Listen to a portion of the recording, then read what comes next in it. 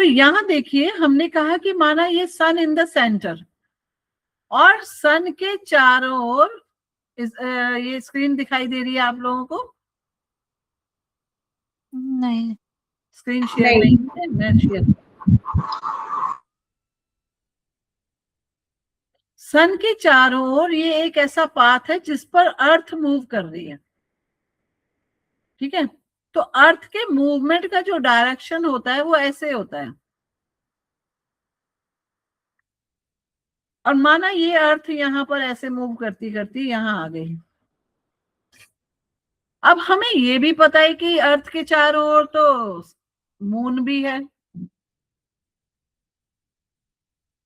Moon का path ये है, बात समझ रहे हैं? ये सन है, सन के चारों ओर अर्थ का मूवमेंट हो रहा है इस तरह से, और मूव करते करते हमने देखा कि अर्थ यहां पर आ गई है। और ये जो रास्ता, ये जो मैंने गोला बनाया है, ये वाला सर्कल, इस पे मून है। थोड़ा टेढ़ा मेढ़ा बन सकता है पर आप समझ जाइएगा कि ये सर्कल ही है।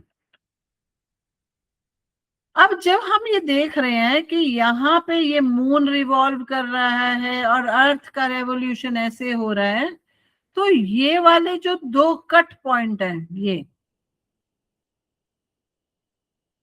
ये जो दो नोड्स हैं,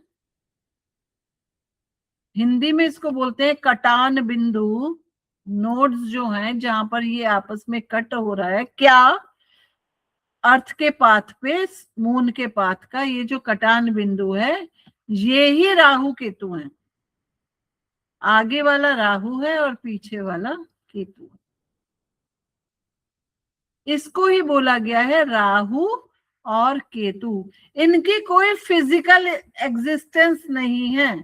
जैसे हम टेलीस्कोप लगा के बाकी के सभी प्लैनेट्स को देख सकते हैं, सभी प्लैनेट्स को, कि सन को देख लिया, मून देख लिया, टेलीस्कोप से हम हर प्लैनेट को देख सकते हैं, लेकिन राहु केतु को देख नहीं सकते। क्यों नहीं देख सकते? क्योंकि उनकी कोई फिजिकल एग्जिस्टेंस है ही नहीं। वो केवल एक नोड एरिया है। सन के चारों ओर अर्थ घूम रही है, अर्थ के चारों ओर मून घूम रहे हैं, तो वो जो पाथ के कटान बिंदु है, दैट इज इमेजिनरी पॉइंट, कि ये राहु है और ये केतु है। ठीक है ना? उनको नोड्स बोलते हैं। मून की नोड्स जो हैं वो क्या है? राहु, आगे वाला राहु है, क्योंकि अगर अर्थ ऐसे मूव कर रही है ऐसे, ठीक है, तो ये आगे वाला कटान बिंदु राहु है और पीछे वाला कटान बिंदु केतु है। माइथोलॉजिकली एक स्टोरी है राहु केतु के बारे में, जो ये बताती है कि हिरण्यकश्यप की फैमिली, हिरण्यकश्यप सुने आप लोगों ने? प्रहलाद हुए हैं, होलिका दहन का जो है मेन, होलिका दहन वाली बिल्कुल कहानी। तो हिरण्यकश्यप थे, उनकी एक बेटी भी थी।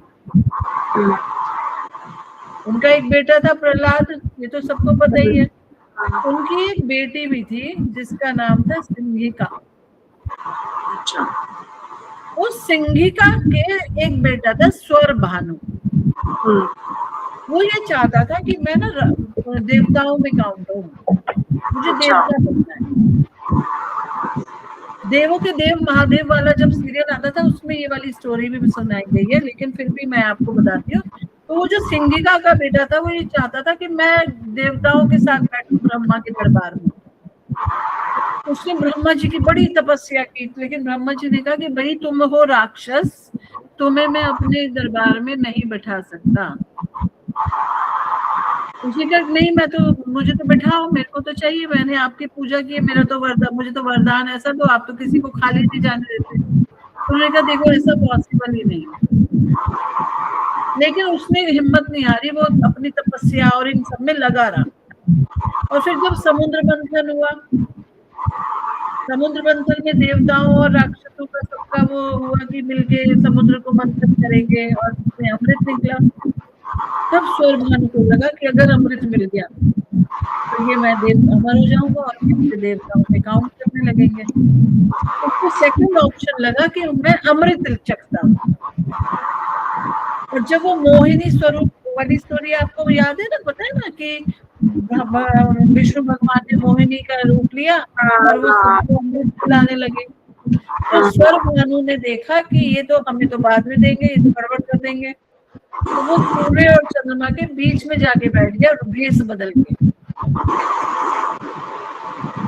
अब वो भगवान विष्णु ने उसके मुंह में अमृत डाल दिया और उसको सटक लिया, उसको गर्दन से नीचे ले लिया। जैसे ही उसको सटका और सूर्य और चंद्रमा ने उसकी तरफ देखा, कहा तो ये तो स्वर भानु है। तो मोहिनी स्वरूप में आए हुए भगवान विष्णु ने एक चक्र चलाया और उसकी गर्दन काट दी। अब जब आप सोच के इमेजिन करके देखो कि किसी की गर्दन कटे तो उसका जो सिर होगा वो दूर जाके पड़ेगा, लेकिन बॉडी वहीं रह जाती है। बॉडी जो थी वो भगवान विष्णु के पैरों में गिर गई। तो जो बॉडी थी नीचे वाली वो तो थी बनी केतु और जो सिर था वो बना राहु। सिर को उसकी माँ सिंगिका उठा के ले गई। ये सब माइथोलॉजिकल स्टोरीज हैं, इनके पीछे भी कारण है, इनसे भी हम ज्योतिष में काफी चीजें समझेंगे, लेकिन फिलहाल हम इन स्टोरीज को ऐसे ही समझते हैं। उनके माइथोलॉजिकल इंपॉर्टेंस क्या है ये भी हम जानेंगे। केतु जो भगवान विष्णु के पैरों में गिरा उसकी क्या इंपॉर्टेंस है वो भी हम जानेंगे, लेकिन ये सारी बातें हम स्टेप बाय स्टेप समझेंगे जब हम राहु केतु के बारे में बात करेंगे तब। वैसे अगर हम स्काई के स्ट्रक्चर में देखें तो राहु केतु की कोई फिजिकल अपीयरेंस नहीं है, वो केवल एक इमेजिनरी पॉइंट है कि ये राहु है और ये केतु। छाया ग्रह जैसे बोलते हैं, इनको हम इसीलिए छाया ग्रह भी बोलते हैं, इनको हम प्रत्यक्ष ग्रह नहीं बोलते। ये केवल कुछ सेंसिटिव पॉइंट्स हैं आकाश में जो प्रॉब्लम क्रिएट करते हैं। और वो प्रॉब्लम्स क्या होती है वो सारी चीजें हम स्टेप बाय, क्योंकि अभी हम लोग पहली सीढ़ी पे हैं। इस पहली सीढ़ी से जब हम आगे बढ़ेंगे तो हमें बहुत सारी चीजें पता चलेगी। एक और चीज मैं आप लोगों को आज नहीं बताती हूँ, वो ये है कि जिस तरह से हम इन भावों के बारे में पढ़ रहे हैं और साथ में बाकी के चीजों को भी जानने की कोशिश कर रहे हैं, इन भावों से हम भाव और शरीर के अंग, शरीर के अंगों को देखते हैं। कैसे? ये जो हमारा लगना है इसको हम कहते हैं ये हमारा सिर है। सेकंड हाउस मुख है और साथ में ये राइट आई भी है। यहाँ से हम लेफ्ट आई को देखते हैं, ठीक है। यहाँ से हम कान देखते हैं और बाह भी यहाँ से देखते हैं। बाह मतलब आर्म। ये हो गया राइट, ये हो गया left, left arm. Fourth house से छाती देखी जाती है, फिफ्थ हाउस से पेट, सिक्स्थ हाउस से हमारा लीवर दिखाई देता है और यहाँ से हमारे जेनाइटल्स, जेनाइटल्स की बजाय यहाँ पर हमें लिखना चाहिए रिप्रोडक्टिव ऑर्गन,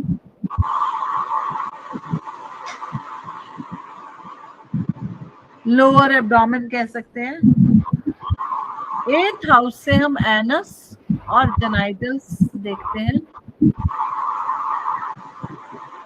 यहाँ से हमारी जांघें यानी कि थाइज का पता चलता है और यहाँ से हमारे 11th हाउस से शिन एंड काफ। यानी कि नहीं, ये हो गए घुटने, यहाँ पे 10 नंबर है ना ये, तो ये हो गया घुटने। घुटनों के नीचे वाले हिस्से में शिन एंड काफ यहाँ पर आता है। शिन एंड काफ का मतलब हो गया पिंडलियां। और ये हो गए यहाँ से पैर। दोनों पैर अगर देखने हो तो 12th हाउस से, लेकिन अगर हमें अलग अलग देखना है, राइट लेग या फिर लेफ्ट लेग, तो हम यहाँ से भी देखते हैं राइट फुट, और लेफ्ट फुट को हम यहाँ से भी देखते हैं। कैसे कैसे अलग अलग देखते हैं वो चीजें हम जैसे जैसे स्टेप बाय स्टेप आगे बढ़ते जाएंगे वो आपको समझ आती जाएंगी। तो ये हो गए भाव और शरीर के अंग। कौन से भाव? किडनी कहाँ पे आएगा? किडनी को भी हम यहाँ पर ही देखेंगे 7th हाउस, क्योंकि ये हमारा जो नेवल एरिया है, नेवल एरिया के साइड ये वाला पूरा एरिया यहीं से है। And heart? हार्ट छाती में होता है ना। अच्छा हाँ, सॉरी। लंग्स को भी यहीं से देखेंगे, लंग्स। और पूछो।